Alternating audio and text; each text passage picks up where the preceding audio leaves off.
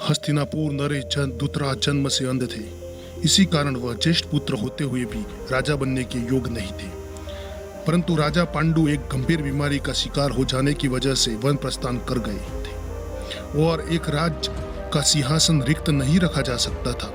इसीलिए धृतराष्ट्र को पांडु का प्रतिनिधि राजा बनाया गया था। एक बार राजसुख का स्वाद चख लेने वाले धृतराष्ट्र चाहते थे कि उनके बाद हस्तिनापुर का राजा उनका पुत्र दुर्योधन बने। इसी लालसा में उन्होंने न्याय और अन्याय में तर्क करना छोड़ दिया और अपने पुत्र की हर एक जाति को वह अनदेखा करके पांडु पुत्र से पग पग पर अन्याय करते गए। दुर्योधन ने भी पांडवों के लिए अपने हृदय में घृणा ही पाल रखी थी। भीम को जहर देकर नदी में डुबोना, लक्षागृह में आग लगाकर पांडु पुत्रों को और कुंती को जिंदा जला देने का षड्यंत्र, द्रौपदी चिरहरण, द्रुत कीड़ा में कपट करके पांडवों को वनवास भेजना और ना जाने ऐसे कई षड्यंत्र से उन्होंने पांडवों का अनिष्ट करने की चेष्टा की थी।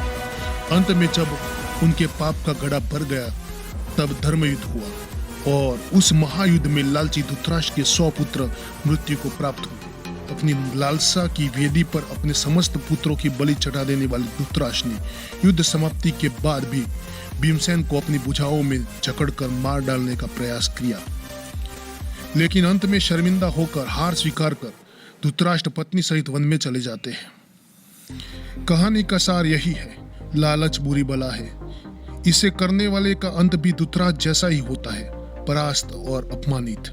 इसीलिए जीवन में कभी भी लालच नहीं रखना चाहिए।